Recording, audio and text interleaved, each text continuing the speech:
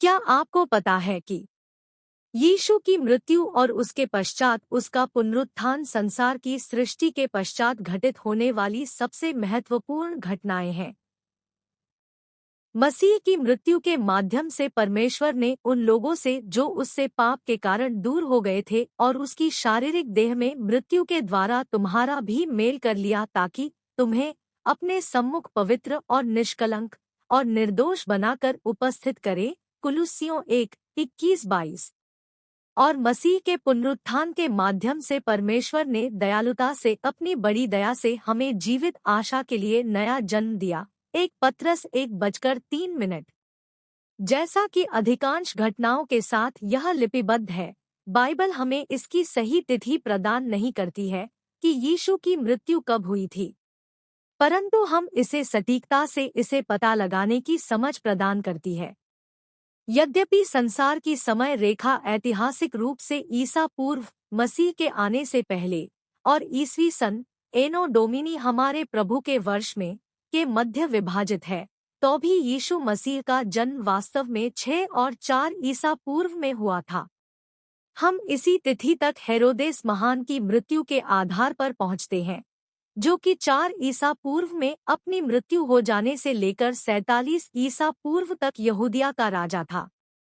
हेरोदेस की मृत्यु के बाद ही यूसुफ और मरियम के साथ यीशु को मिस्र से इस्राएल वापस लौटने के लिए कहा गया था। मत्ती 2:19। कई अन्य तथ्य भी हैं जो हमें यीशु की मृत्यु के वर्ष को इंगित करने की अनुमति देते हैं। हम जानते हैं कि यूहन्ना बपतिस्मा देने वाले ने अपनी सेवकाई का आरंभ 26 ईस्वी सन में किया, जो कि लूका 3:1 में दिए हुए ऐतिहासिक वर्णन के ऊपर आधारित है। कदाचित यीशु ने अपनी सेवकाई को यूहन्ना के द्वारा सेवकाई को आरंभ कर देने के ठीक पश्चात आरंभ की थी। तब यीशु ने अगले 3.5 वर्षों तक सेवा की। इस तरह से उसकी सेवकाई का अंत 29 से 30 ईस्वी सन में हुआ होगा। पेंतुस पिलातुस को 26 से 36 ईस्वी सन में यहूदिया पर शासन करने के लिए जाना जाता है।